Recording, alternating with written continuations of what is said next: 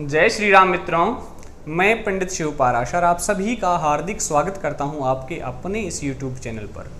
मित्रों, आप सभी जान ही गए हैं, क्योंकि बार बार आपके सामने इस प्रकार की वीडियो हम लेकर आते रहे हैं कि हमारी वीडियोज़ का जो कंटेंट होता है वो बहुत ही ऑथेंटिक होता है। आज हम आप लोगों के सामने इसी प्रकार का एक कंटेंट लेकर हाजिर हैं। आप इस वीडियो को अपना स्नेह देना, प्यार देना और इस जानकारी को अधिक से अधिक लोगों तक शेयर करना, साझा करना, क्योंकि इस जानकारी में, इस वीडियो में हम आपको कोई गूढ़ रहस्य समझाने वाले हैं। मित्रों, आपने सुना ही होगा, जब आप किसी पंडित या ज्योतिषी के पास जाते हैं कुंडली मिलान के लिए या वैसे सामान्य रूप से कुंडली दिखाते हैं, तो वहाँ बताया जाता है कि ये बच्चा या ये बालिका मांगलिक है।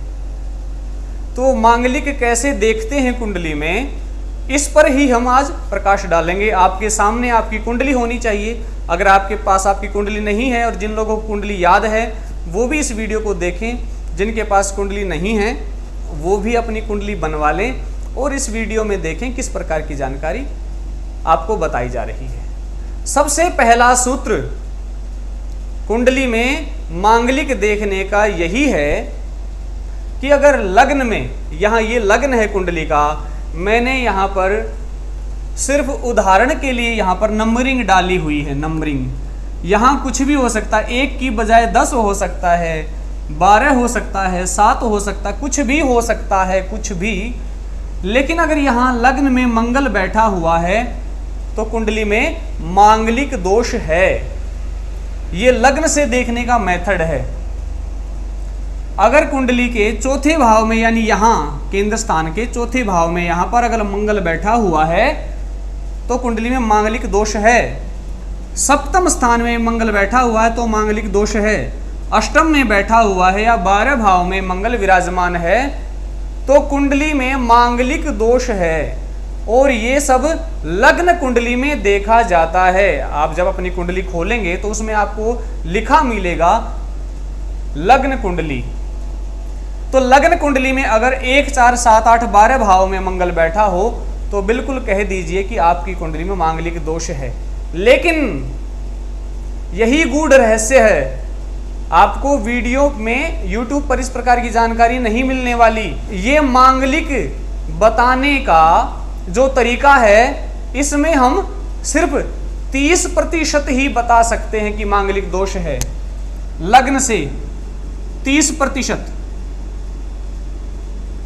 अगर लग्न से देखें और इन भावों में मंगल बैठा हो तो हमें 30% ही मांगलिक दोष के बारे में पता चला है।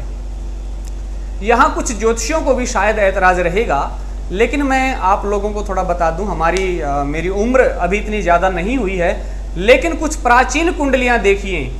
आपके जो दादाजी के उम्र के जो ज्योतिषी थे उनके द्वारा हाथ से लिखी हुई कुंडलियां देखिए। वहां पर आपको किसी न किसी कुंडली में मांगलिक दोष के बारे में पता चल जाएगा कि ये जातक चंद्र मांगलिक है। यानी वो बूढ़ा, वो बुजुर्ग ज्योतिषी उस समय में जहां पर विद्याओं का भी अभाव होता था, उस समय में भी चंद्रमा से मांगलिक दोष निकाल के बताता था कि ये कुंडली मांगलिक दोष से पीड़ित है। तो आज हम इसको क्यों लुप्त होने दे रहे हैं? ये जो 30% है ये हमने ज्ञात कर लिया है लग्न कुंडली से। अब अगर चंद्रमा कुंडली में कहीं भी विराजमान है, वहां से गिनना शुरू कर दो। चंद्रमा के साथ मंगल बैठा हुआ है, या चंद्रमा से चौथे भाव में मंगल है, 7वें भाव में मंगल है, 8वें भाव में मंगल है, 12वें भाव में मंगल है, तो कुंडली में मांगलिक दोष की पुष्टि हो जाती है और चंद्र कुंडली से मांगलिक दोष का पता चल जाता है। लेकिन 30% ही पता चलता है। तो यहां से चंद्रमा से देखें और अगर मांगलिक दोष हो तो कह दें कि मांगलिक है, 30% है। अब आपने कुंडली देखी और लग्न से वो मांगलिक है और चंद्र कुंडली से भी वो मांगलिक है, तो कह दीजिए कि आपका बच्चा 60% मांगलिक है। आगे बढ़ते हैं। विवाह में मुख्य कारक ग्रह जो होता है वो शुक्र होता है। मैंने बताया ना, इस प्रकार की वीडियो आपको देखने को नहीं मिलेगी। विवाह में जो मुख्य कारक ग्रह है वो शुक्र है। शुक्र से भी इसी प्रकार गिनिए जैसे लग्न से गिनते हैं, जैसे चंद्रमा से गिनते हैं, आपको समझ में आ जाएगा। अगर शुक्र से हम गिनना शुरू करें और इसी प्रकार पहले, चौथे, सातवें, आठवें और 12वें भाव में मंगल बैठा हो तो कुंडली में मांगलिक दोष होता है और उसकी जो परसेंटेज है वो 40% है।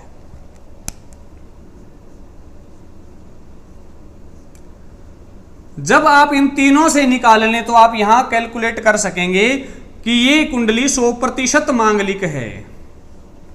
अगर लग्न कुंडली में मांगलिक दोष नहीं है, चंद्र कुंडली में मांगलिक दोष है और शुक्र कुंडली में मांगलिक दोष है, तो फिर 70% मांगलिक है जातक। तो इस प्रकार से आप यहां पर पता लगा सकते हैं कि इस कुंडली में मांगलिक होने की क्या प्रतिशतता है, क्या परसेंटेज है।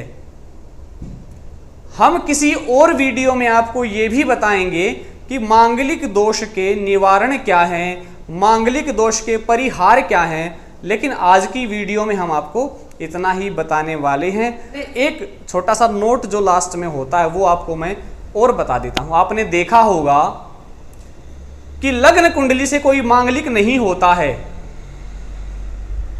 लेकिन हम देखते ही नहीं हैं। अगर वो चंद्रमा से भी मांगलिक है और शुक्र से भी मांगलिक है तो भी वो 70% मांगलिक है और उसके जीवन में, गृहस्थ जीवन में बड़ी हलचल देखने को मिलती है। मांगलिक दोष जैसा ही नेचर, स्वभाव या उसके प्रतिफल, परिणाम देखने को मिलते हैं। तो हम सोच लेते हैं कि बच्चा मांगलिक तो नहीं है, फिर भी क्यों नहीं इसका सही तरीके से जीवन व्यतीत नहीं हो रहा है। तो उसका कारण यही है कि हमने चंद्रमा और शुक्र को छोड़ दिया है। अति प्राचीन समय में बूढ़े ज्योतिषी भी लिखते थे कि चंद्र मांगलिक है, तो क्यों उनकी परंपराओं को आज छोड़ा जाए। ये जानकारी आपको कैसी लगी हमें कमेंट करके बताएं। वीडियो को अपना स्नेह दें, अधिक से अधिक शेयर करें। जय श्री राम।